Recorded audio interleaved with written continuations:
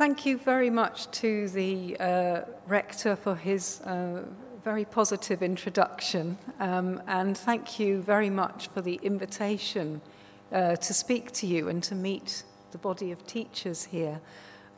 It's wonderful for Equals to have a chance to meet the teachers before an institution becomes members, and I think it's a pattern that we should encourage amongst people who are thinking of joining us.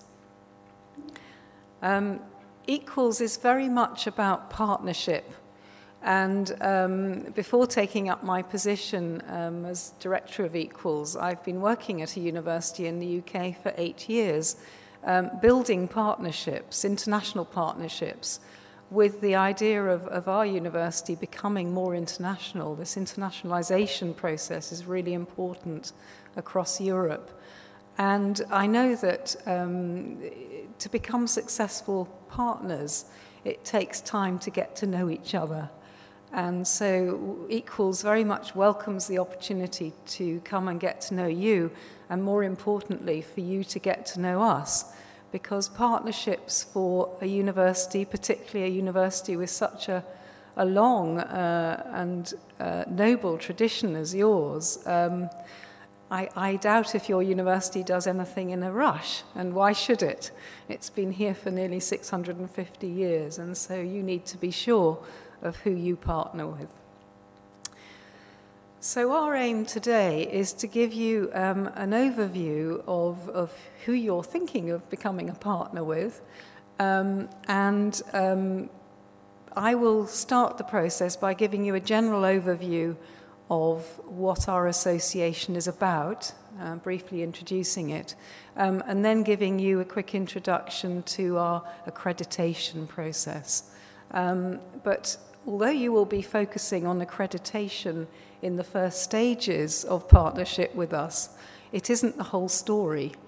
And what we hope to show you today is the bigger picture beyond accreditation, as well as the actual process of becoming a member.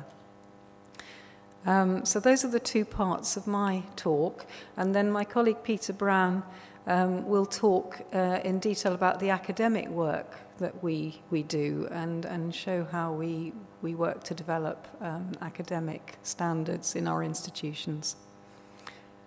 So I've got 45 minutes, and then there will be a chance for question and answer with you. So what is Equals? We are international, as you have heard,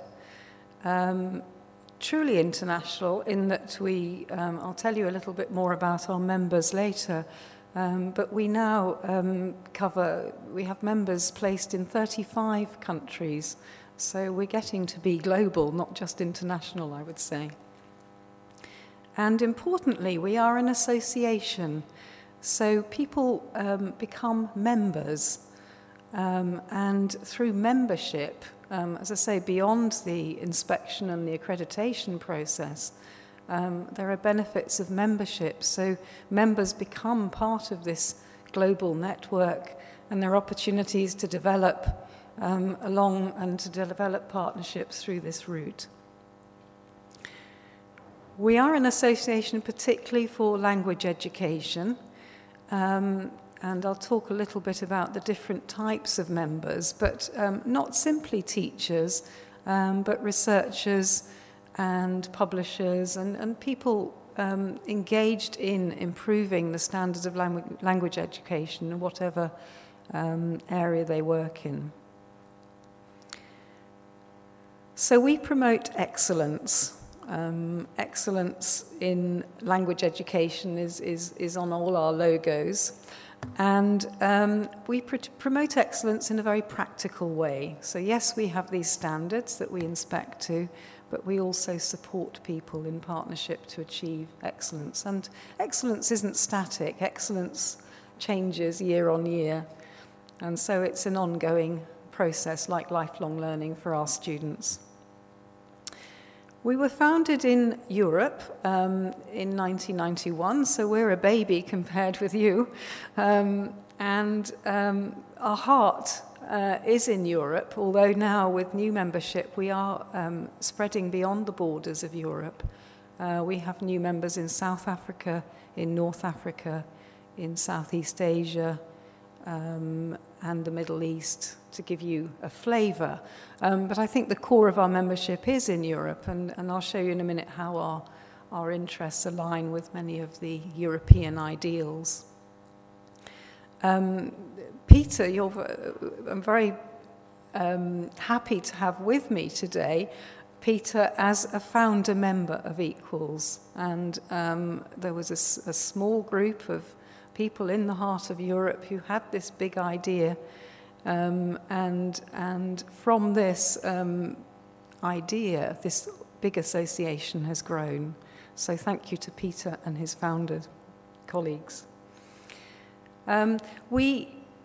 We have got a very good reputation in Europe, and we're very proud to be given participatory status with the Council of Europe, and many of our ideals are very close to theirs.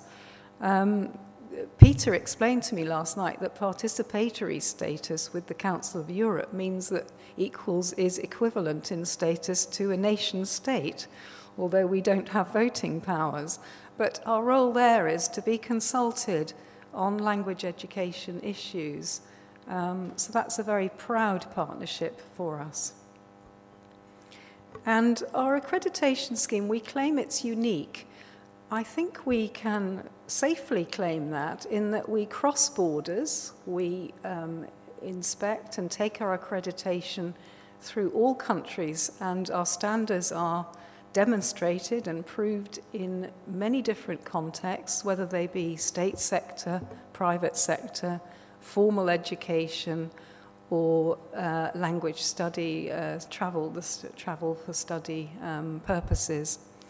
And most importantly, and wonderful to see the range of languages you teach, we are not purely English. I mean, English is getting very dominant, obviously, in the world, but I am a French speaker. I studied French and Spanish at university, which is why I wanted to become part of Equals. I inspect the teaching of French in our French member schools, and I do write my reports in French. It takes me a long time, but I can do it.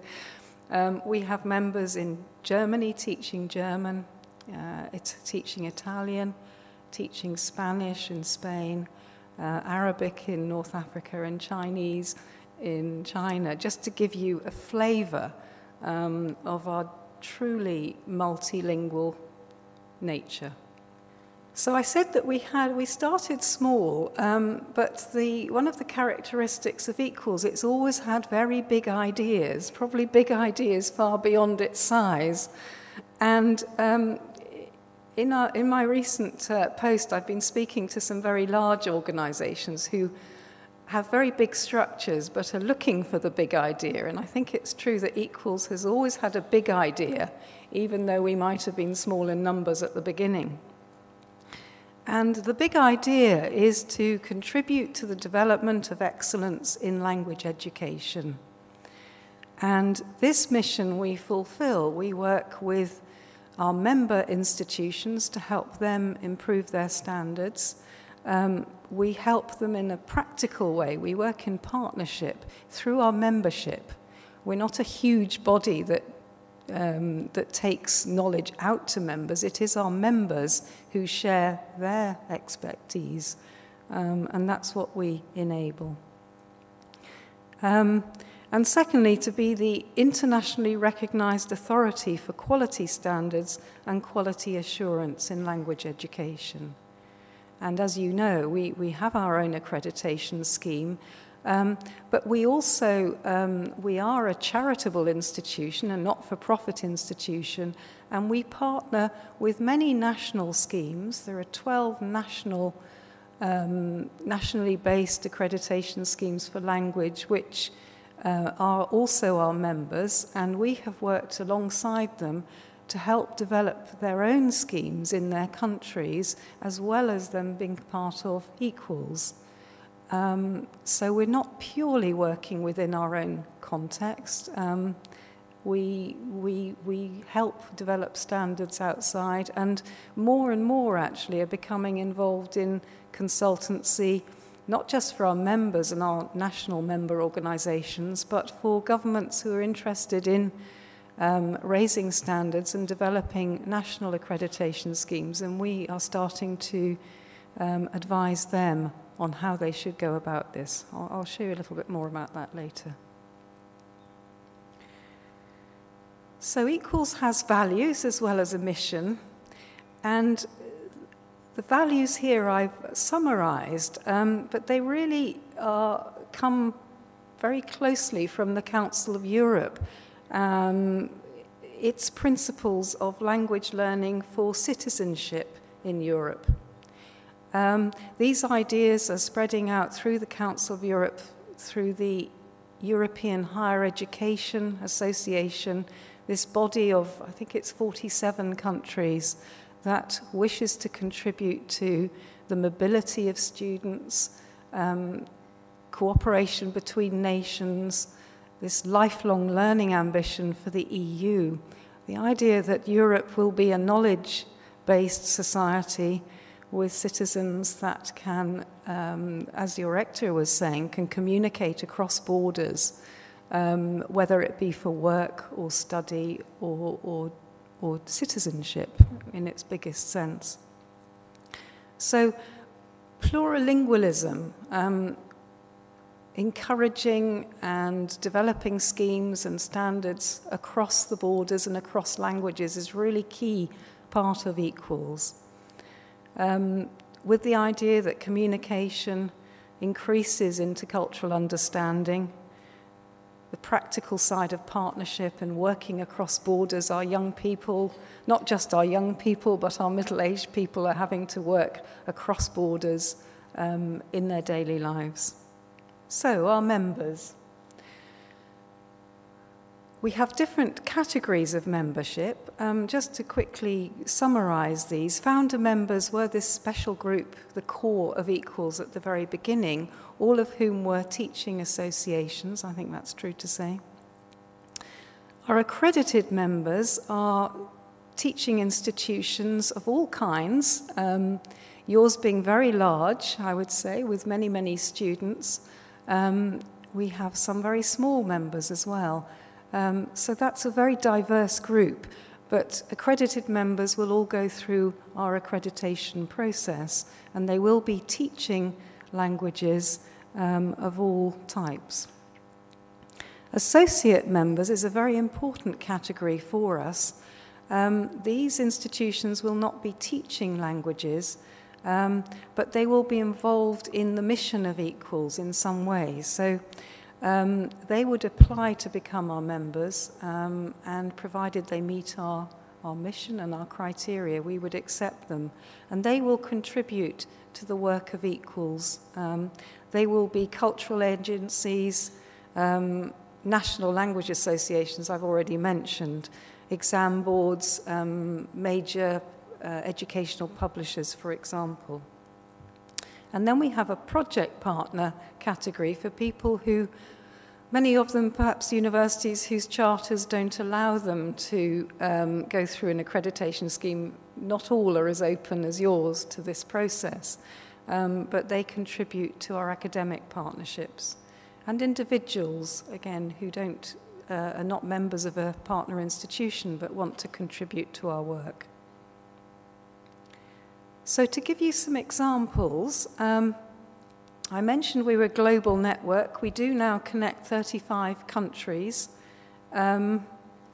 We have 112 accredited members teaching, I've said 25 plus languages. If we counted every single language that is taught in our accredited members, it would actually be much higher. So I've tried to pick the really mainstream languages where there's a substantial number of students studying.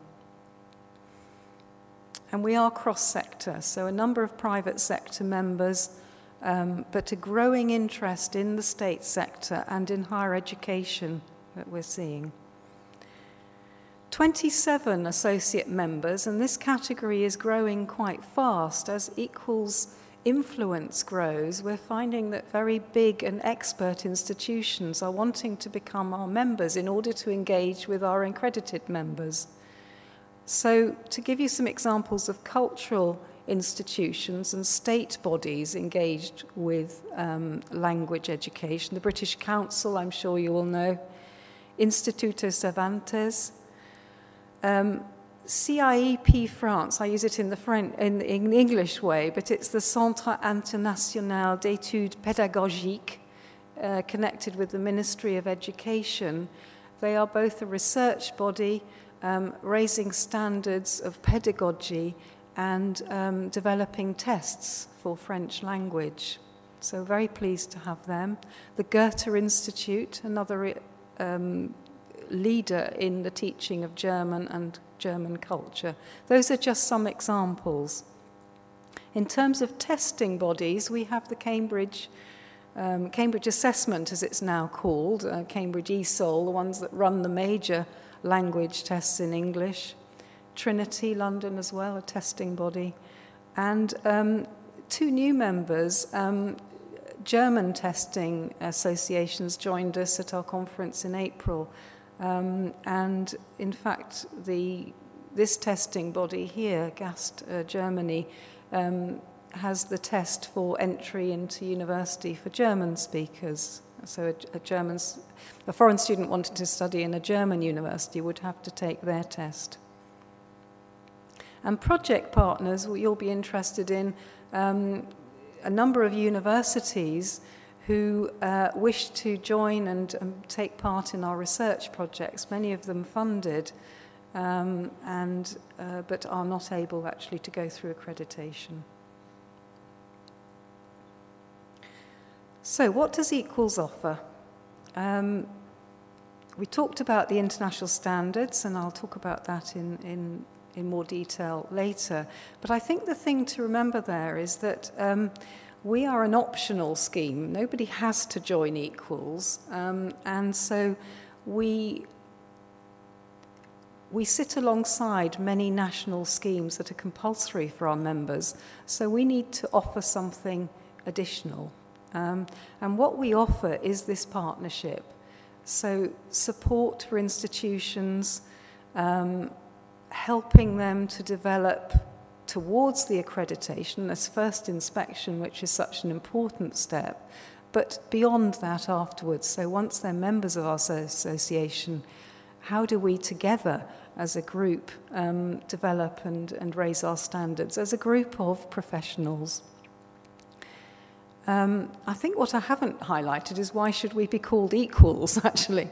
And all our members are equal, and all languages are equal, and that's a very important principle to us. So as an association, working together to develop things of interest to us is so important. So consultancy you've already experienced in one form, coming in to do the pre-inspection advisory visit to give people a chance to see where they match our standards and what they might choose to do to take the next step. We also produce training tools to help with those steps and to help with certain areas of expertise, which I'll talk about in a minute. As an international professional network, and networking is so important for universities going into an internationalization phase, we offer partnership opportunities through our both accredited members and our associate members. Our accredited members are interesting to universities particularly because they offer rich possibilities of research right across these 35 countries with a huge body of students, and Peter will talk about how that's worked for us in a minute.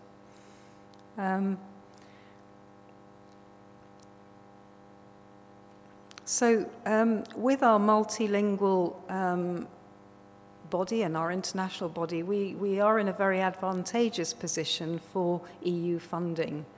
And this is a great opportunity, particularly for universities, I think. And finally, we offer really strong expertise in the Common European Framework of reference for languages, not just in English, but right across the languages. It's our core expertise, and we started this very early on in the development of these standards. So just focusing a little bit on our specific expertise, quality management we're very well known for. We design accreditation schemes, not just our own, but for other countries, as you have heard, in other contexts. We train and standardize our own inspectors, and we're getting engaged with developing the capacity of states and nations to inspect their own, in their own scheme. We can help them do that job. The Common European Framework, we were there very much at the beginning. We're very lucky to have associated with Equals the very early writers of those schemes, and we have genuine, I would say, university standard expertise in that area. And Peter will talk about that in a minute. But we have been actively engaged in developing the descriptors beyond the sort of the book which you can pick off the shelf of the publisher into the actual classrooms of our members. It's about how do you use this, how do you apply it, how do you develop a curriculum that works for your context and your students using this as a foundation. And we've developed a portfolio and most recently certification methods for that. We're also expert in the academic management area, particularly teacher development. And again, Peter's going to talk about a practical and concrete example of this. So from the very early days, we've been involved with not initial training for teachers, but in-service development. So how do institutions support their teachers is a very core area of our accreditation scheme.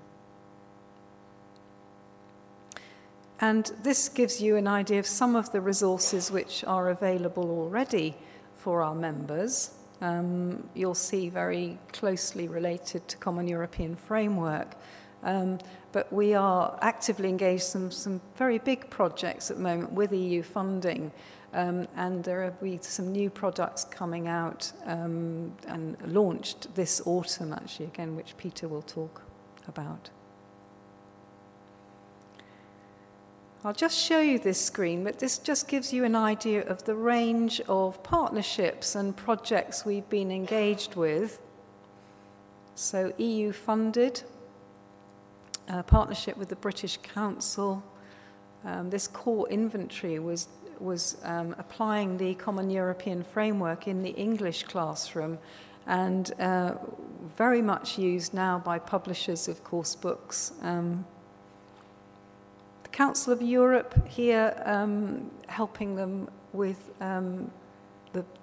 the education of migrants, for example, ISO, and ALTI, the European testing body. So this gives you a flavour of our broader partnerships. So, accreditation. And the worst word is inspection, isn't it? I think that I don't know that there's a teacher anywhere in any of our member schools, or any teacher that I know, me being one of them, who welcomes the idea of inspection. Why would we?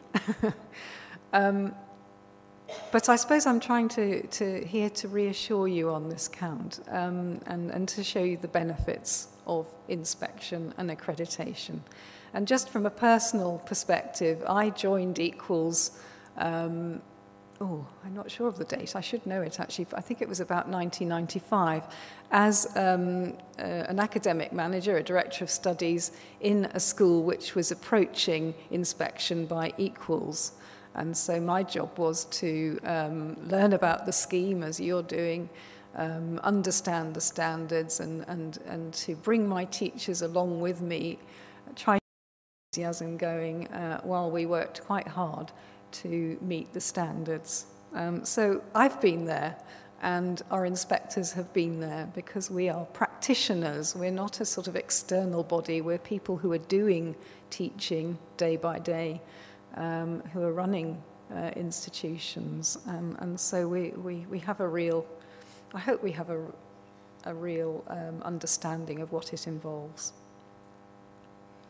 I then became an inspector for Equals, which was a fascinating experience because you have the opportunity to visit so many different contexts of teaching. Then, as I said, recently I've joined the team as a staff member. So why do institutions, you know, when your rector talks about accreditation as, and when the manager of an institution introduces the idea of accreditation, you know, there needs to be a reason behind it, doesn't there? And there are various external reasons. I mean, sometimes accreditation is compulsory. You have to have accreditation in order to be able to operate legally. Universities will have to accredit their degree programs. I mean, it's essential these days.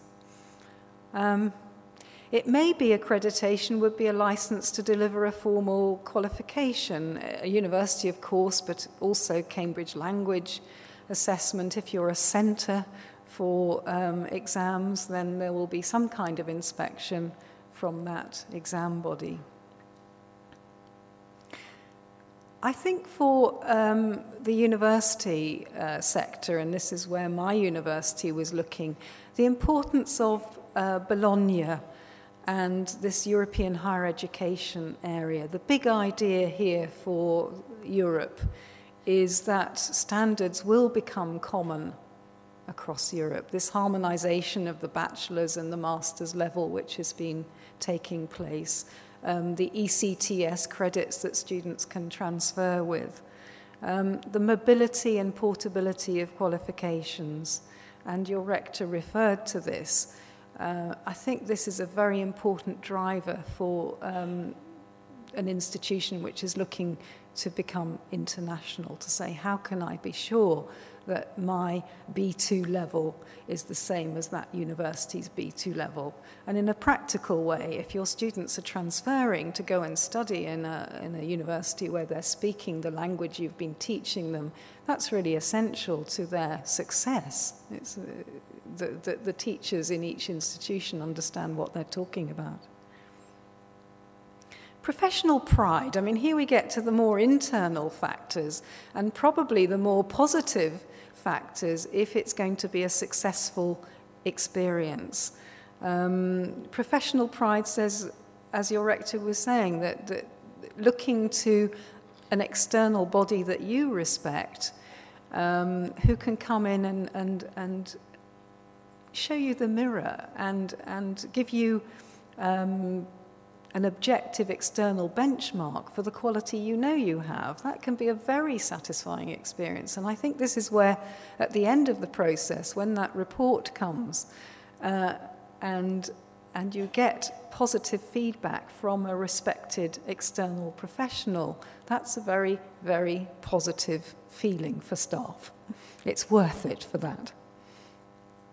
And I think taking it down to both the institution and the individual, the desire to improve and develop in line with other people, other partners, and knowing that you're similar but different. So you've got differences, but other people are doing similar things in many different contexts.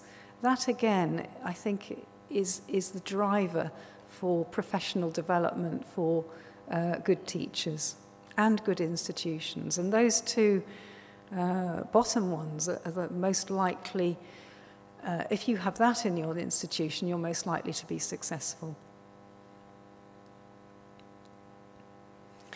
So what is the evidence for quality? Quality is an overused word in many contexts these days, but as a university, we teach our students that everything has to be substantiated, Where is the evidence? You cannot just claim something, you have to demonstrate it. So I think for universities, having an external body, and actually in terms of your institution, it's very common, I think, that the language institution is not, the language centre is not seen necessarily as core to the university, but professional pride for you to say, this external body has said this about it. It's not just we say this, but they say this. This is a great boost to an institution's professional pride.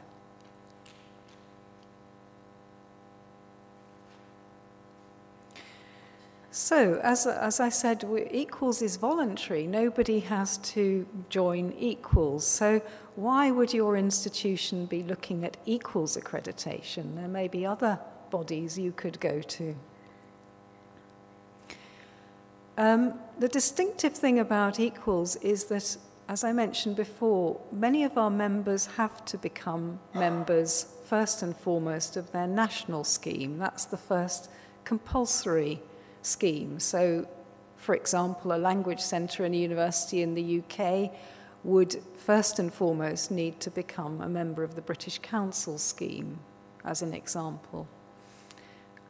So why would they also, because inspections are painful, why would they want a second inspection? And so this is where Equals works alongside many schemes. Our standards are looking at, we have a set of external standards, if you like, but we ask, first of all, what is the institution trying to achieve? What are its objectives? What is its context? And we would then look at our standards applied to your context. So what are your objectives? And our job would then be to, first of all, to understand your objectives and then to come in and give you feedback on whether you're achieving your objectives in the best way. Yes, does the institution meet internationally recognized standards? Because we work in so many contexts and so many countries, I think we can genuinely say that we harmonize standards across borders. Is the academic programme principled and effective? Our scheme focuses strongly on curriculum. So again, what are the learning objectives? It's actually all about learners. So what do your learners need to be able to do? And are your courses designed to help them achieve that? So it's that circle. We also check that high standards are maintained year on year, so it isn't just a one-off inspection and coming in and then everything goes back to the old days. Quality is development, and we encourage and assist people in partnership to continue to develop, and our members are people who are interested in that process for themselves, really. And again, as your rector mentioned before, it does provide an opportunity in terms of professional development. Teachers are expected to reflect on their practice, and I think the process of Equals accreditation, the benefit to professionals is to give you a framework in which to reflect on your practice as an institution, not just as an individual. And, of course, to receive advice and feedback and praise from international experts who are also working in the field.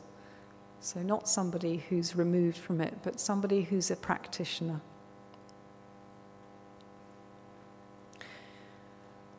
The standards. I won't go into detail about the standards, but they are based on a set of charters which are public promises which Equals and its members makes to its stakeholders is the modern word, but its learners, its staff, the employees in an institution, and those who sponsor students to go on a course. So there's a set of public promises which you can see on our website.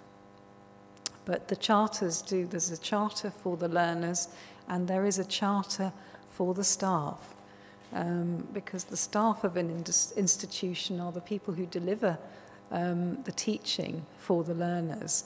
So that's a very important part of our standards.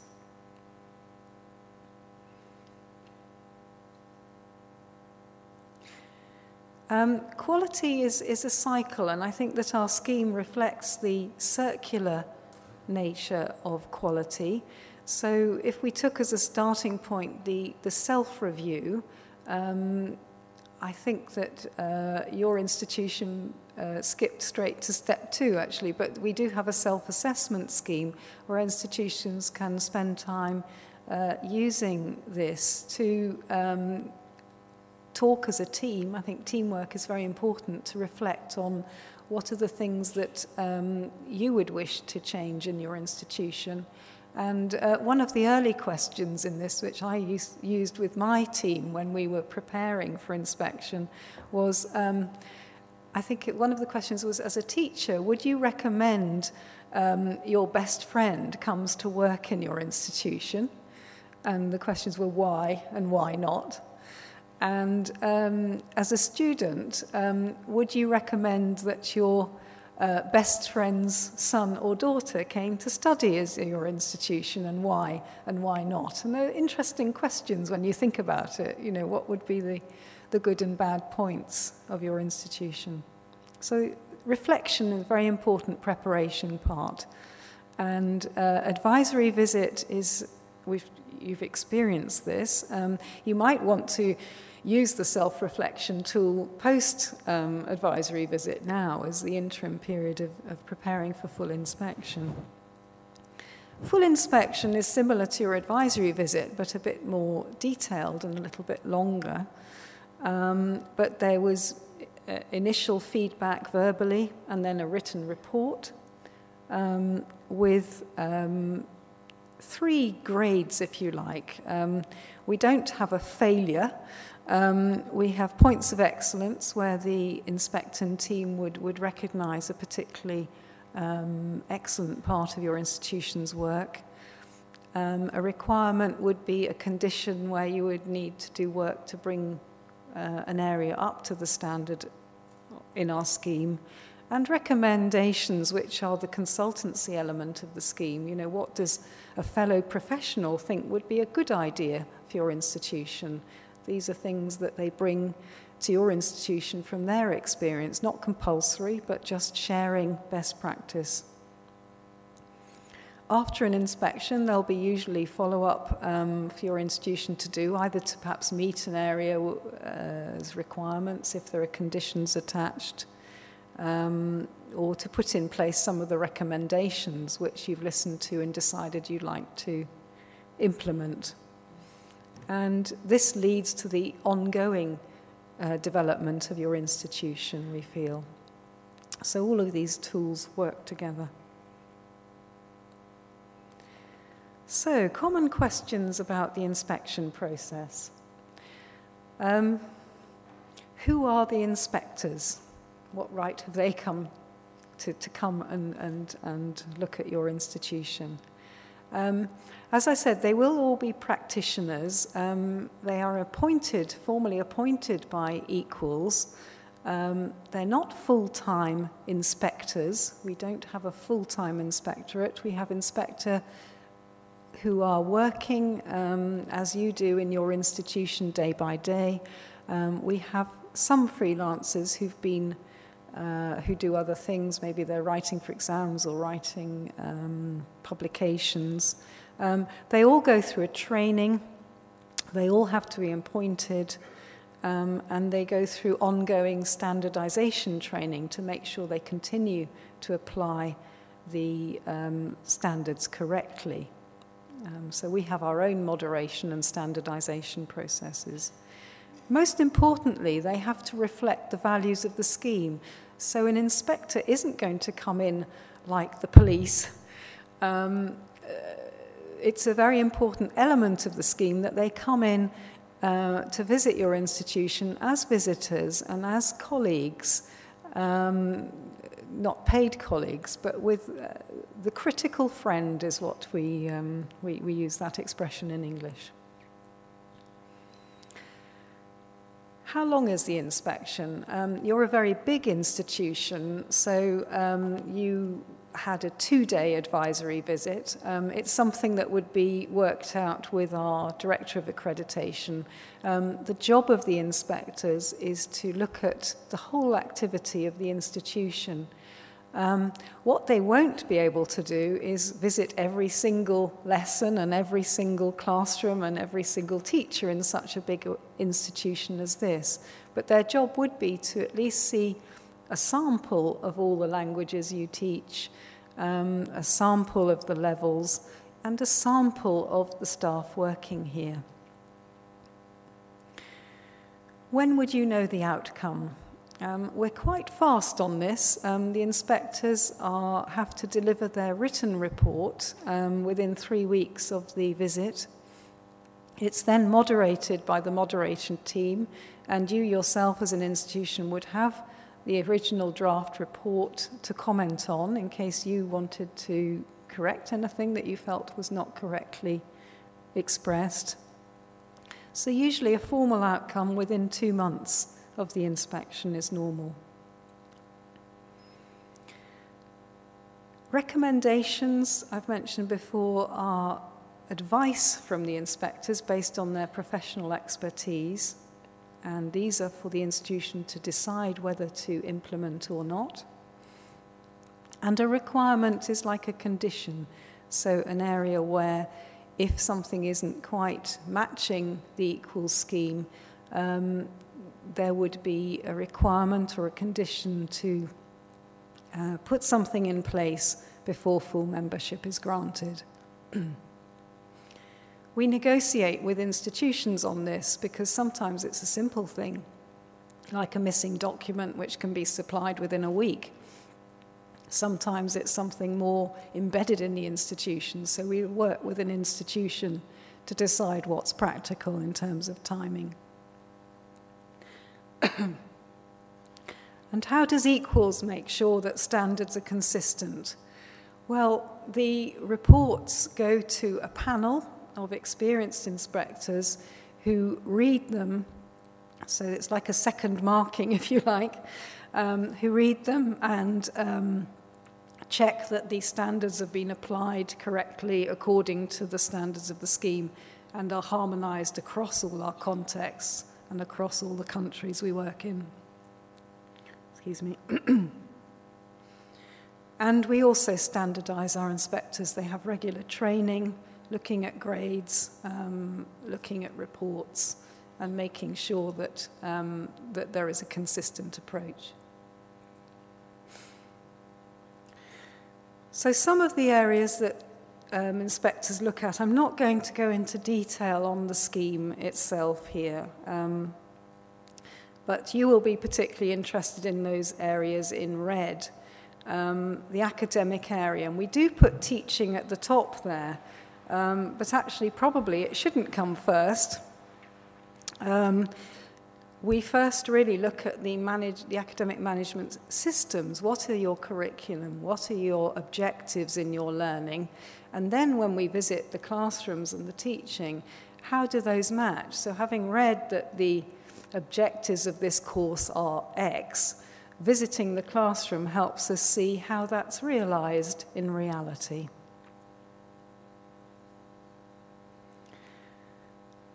This slide shows some of the more formal contractual areas. So we look at contracts, we look at qualifications of the staff. I mean, obviously here, very, very well qualified staff. And some of the management issues. So basically, to summarize, we're looking at all the areas of an institution. And the process includes, a bit like your advisory visit, the inspectors will meet everybody involved with delivering the work of the institution in your language centre, so the managers, the administrators, those who run the student services, if you've got, obviously the teachers, there's a meeting with the teaching staff to find out what it's like to work here. We would meet the students and find out what it's like to learn here. We look at the documentation.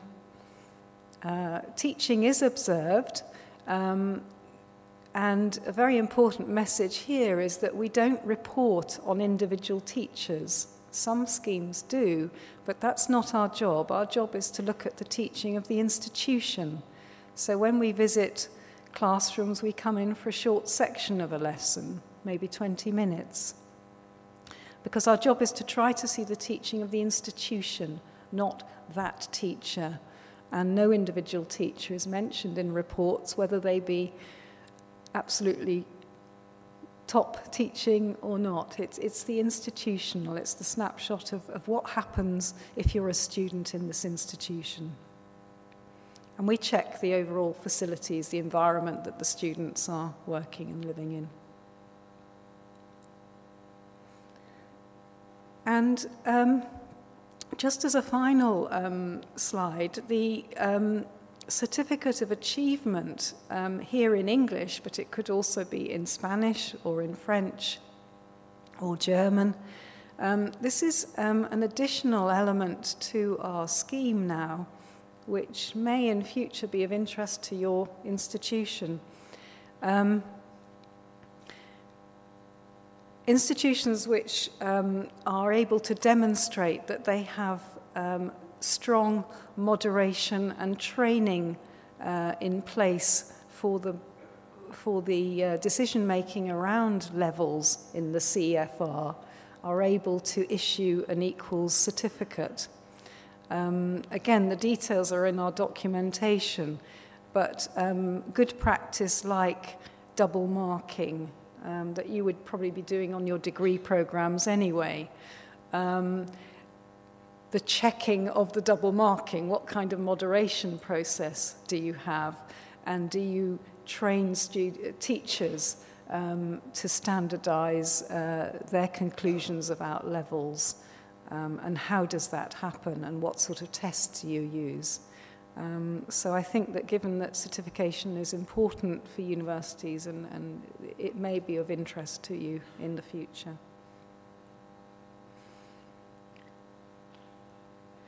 And just as a final picture before we go to questions, the circle here is to demonstrate that the accreditation process and our approach to quality is very much part of each part of the operation supports the other. Although we divide our scheme into 12 sections, these things are all interrelated.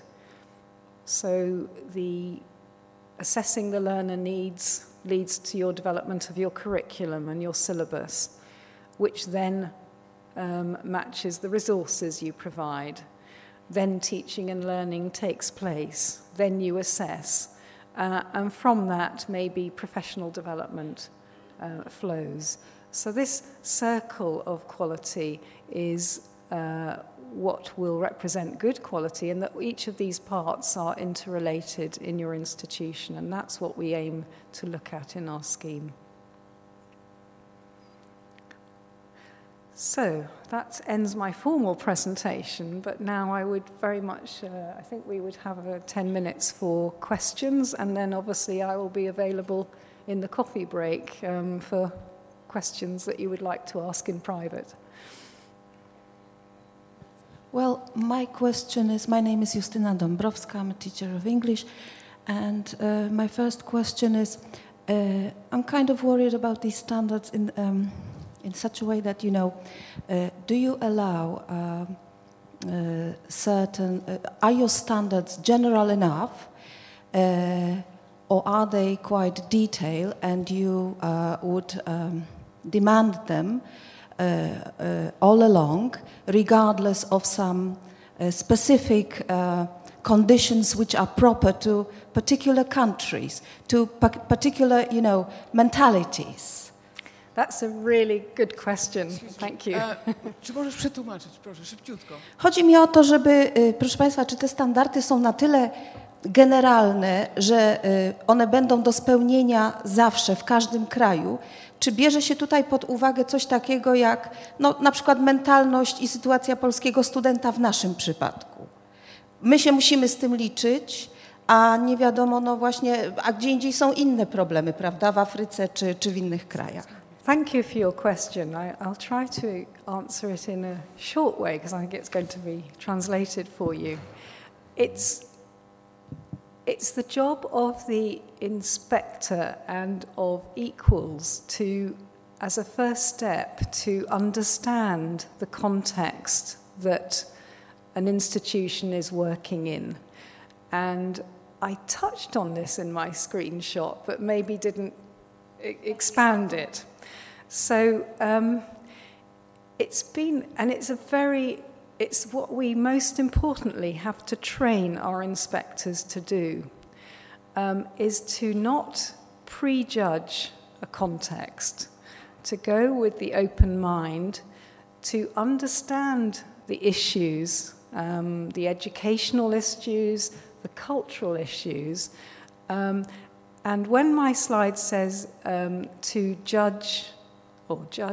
assess an institution by its own objectives, I think that is the job of the inspector and of equals, to take that step to understand you, what are you trying to do, what do your students need to do, and to assess against your objectives. So yes, our standards are general. They say things, I should be able to quote, but that something like your curriculum is appropriate to the needs of your learners, for example. Okay, if you don't mind, I'll just translate it for Sorry. a moment, okay? Yeah. Because I'll probably forget. Więc chciałam przede wszystkim odnieść się do mojej prezentacji, w której wydaje mi się, że tego problemu dotknęłam i nasi inspektorzy są tak szkoleni, żeby nie oceniać w żadnym stopniu instytucji przed inspekcją, tylko staramy się zrozumieć ją w szerszym kontekście. I ten kontekst jest przede wszystkim najważniejszy, tak żeby ta ocena również brała pod uwagę specyficzne uwarunkowania danego kraju i danej instytucji, co jest bardzo, bardzo istotną rzeczą. Więc tutaj nie ma możliwości o takim staraniu się wprowadzaniu na siłę naszych standardów, tylko staramy się te standardy oceniać w sposób bardzo taki obiektywny, aby dostosować je do konkretnego kontekstu instytucji. Thank you. I'm sorry, I'm making you work really hard. He's a brilliant translator. Yes, so appropriate, and it's this match that we would look for.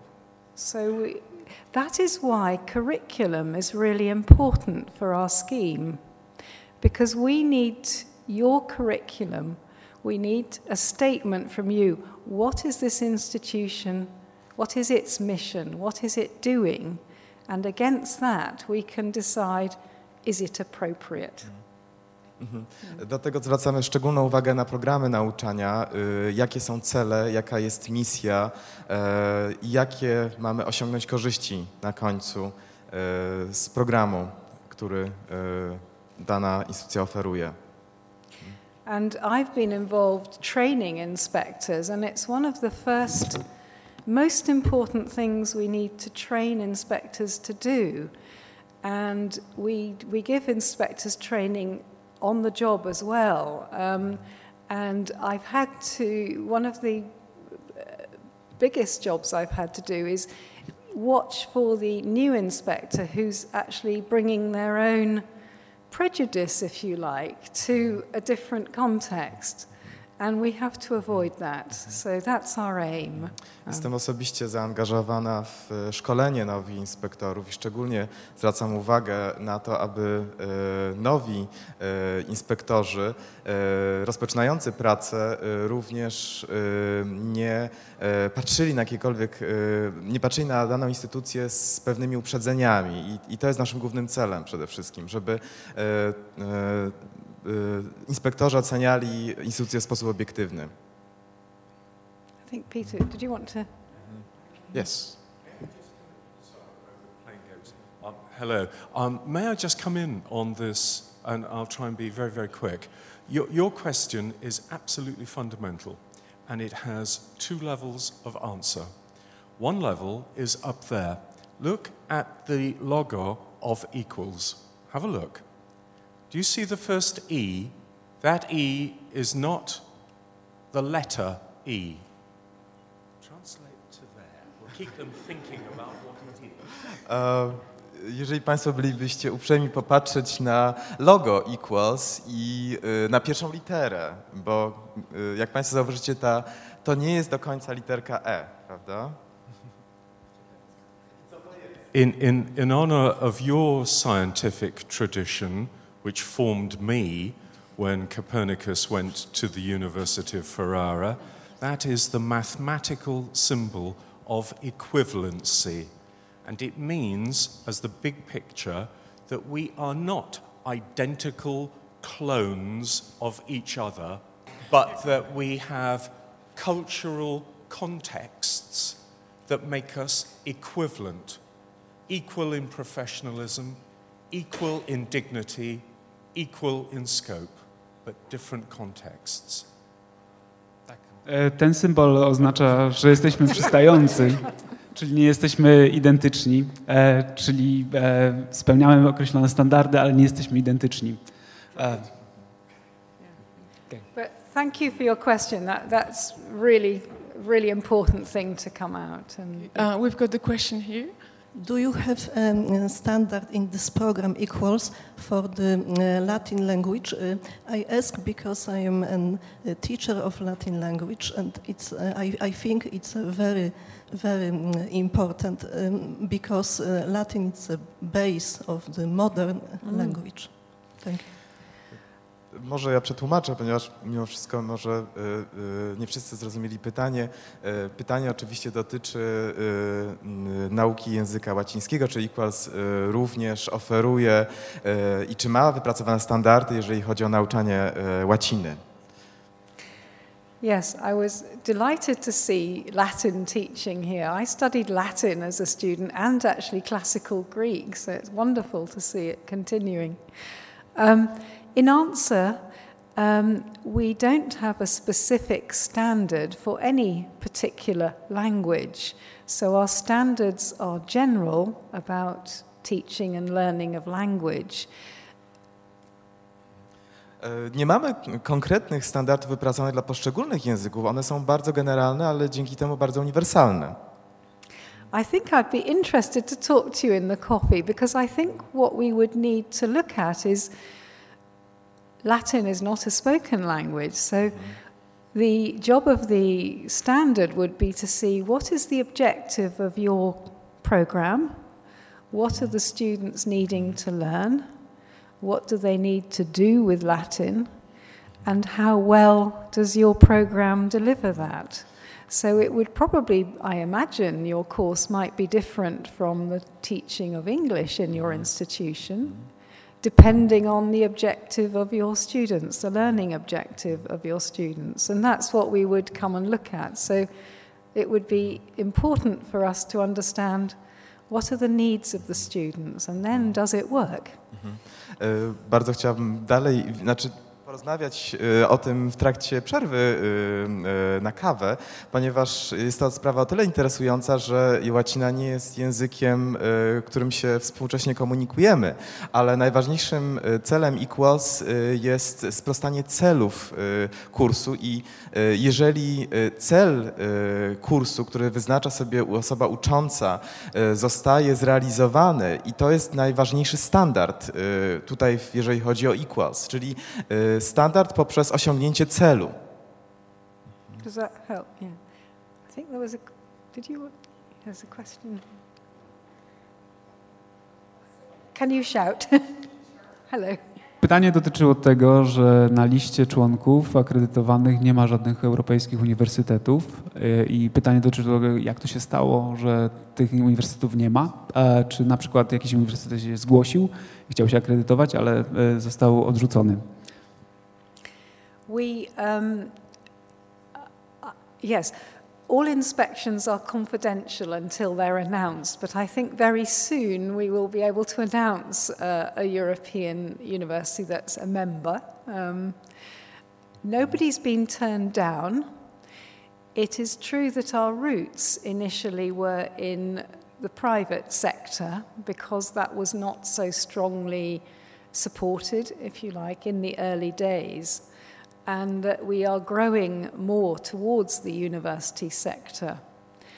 The areas, so yes, I think soon on our website there will be a university language centre that is a member. And there are many candidate members in universities at the moment. In the early stages, probably around you've gone quickly with your advisory visit. There are universities preparing at the moment for their advisory visits, so a similar stage for you. And we have 2 or 3 in Europe and a bigger number in Turkey at the moment, where there's a big expansion in internationalization in Turkey. So, that's... If you don't mind, I'll translate. Ponieważ każda inspekcja Equals ma klauzulę tajności, nie mogę tutaj w pełni mówić o inspekcjach, które w tym momencie mają miejsce, ale one niedługo, wyniki tej inspekcji zostaną ujawnione, w związku z tym będę mogła oznajmić, który z uniwersytetów przystąpi do Equals, ale jest około 2 czy 3 instytucji, które są mniej więcej na podobnym etapie jak Uniwersytet Jagielloński, jeżeli chodzi o proces wdrażania standardów Equals i także rzeczywiście prawdą jest, że sama instytucja ma swoje korzenie w prywatnych szkolnictwie, ale w tym momencie w dużym, większym stopniu orientujemy się, czy koncentrujemy się również na państwowym sektorze, na instytucjach państwowych.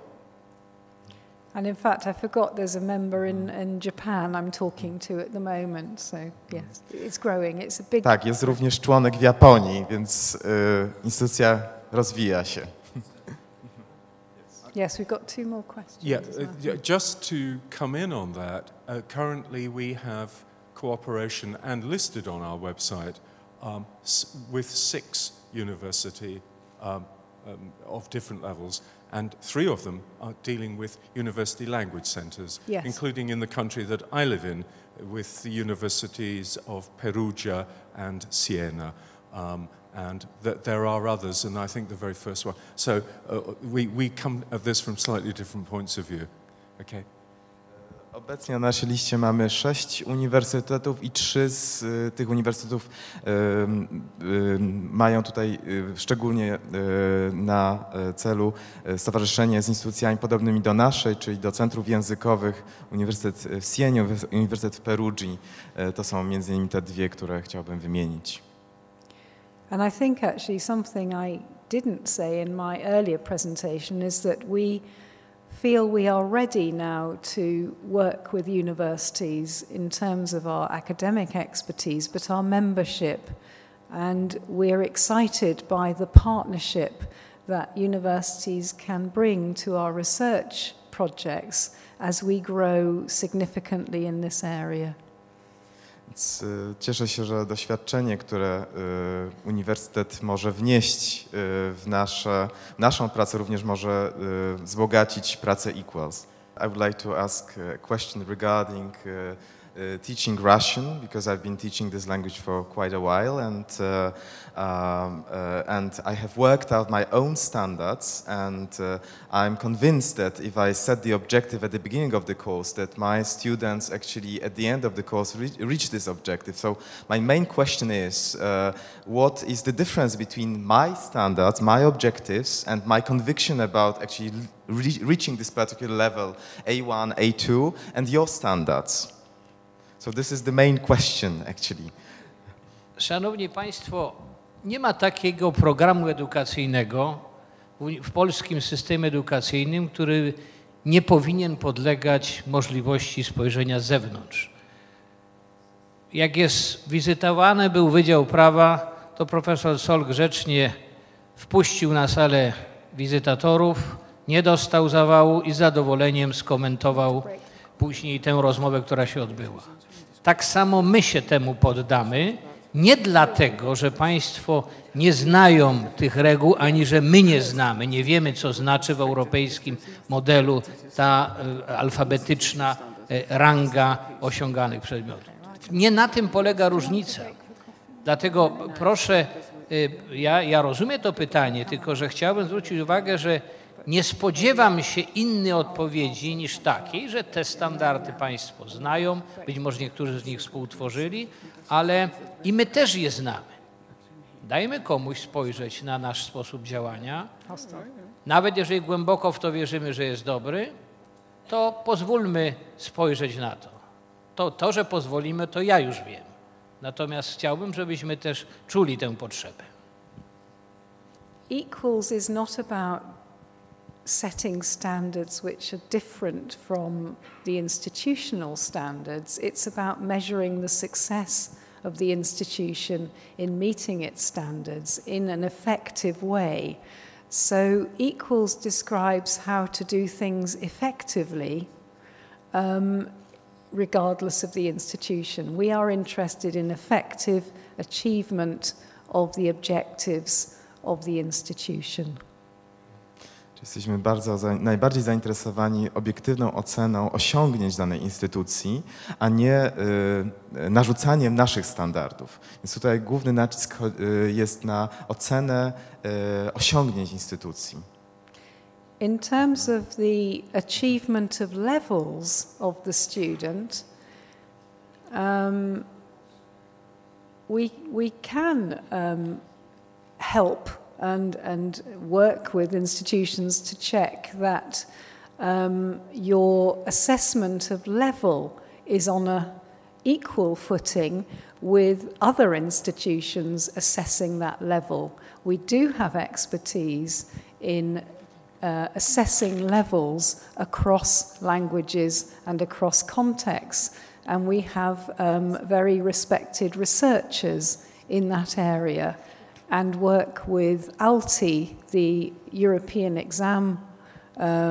Association of Examiners, who also have major research departments in that area. So in terms of achievement of an A2 level, whether that's in Latin or in Russian or in English, we do have academic expertise, tested expertise in that area.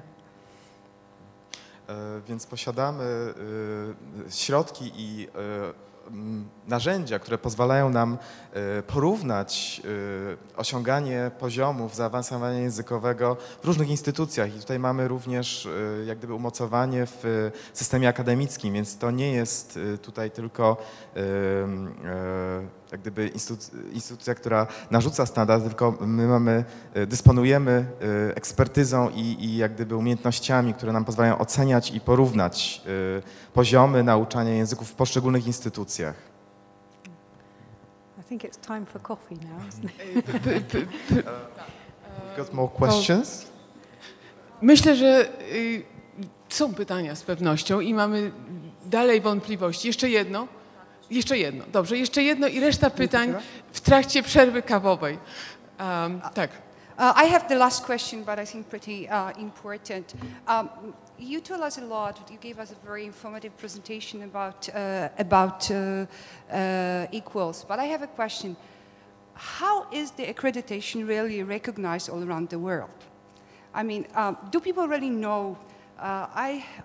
Do people really know what it means to become an accredited member of Equals? What universities or what organizations really recognize your accreditation? Yeah, that's a good question. Małgosia zapytała się o rozpoznawalność Equals w świecie i jakie instytucje rzeczywiście honorują Equals i jaka jest waga posiadania tego rodzaju certyfikacji. I think all quality, really, all brands, if you like, all logos are known through their reputation and through the company that one keeps.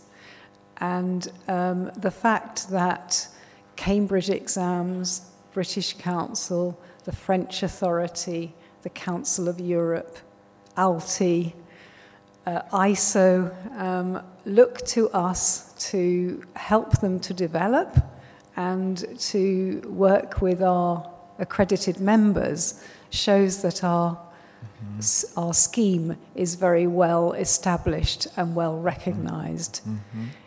We're not a commercial organization, we are a membership, we are voluntary. So we're not like British Council where schools must become a member. So it is about our academic reputation and our mission is how we grow our name. Może ja przetłumaczę szybciutko, więc logo nieodłącznie kojarzy się z instytucją i fakt, że takie instytucje jak ALTE, jak ISO, jak British Council to są również stowarzyszeni członkowie tej instytucji, one jak gdyby świadczą o tym, że to logo ma wartość. Nie jesteśmy instytucją komercyjną. Jesteśmy instytucją non-profit, w związku z tym tutaj nie chodzi o czerpanie jakichś konkretnych zysków, tylko chodzi o wspieranie się nawzajem.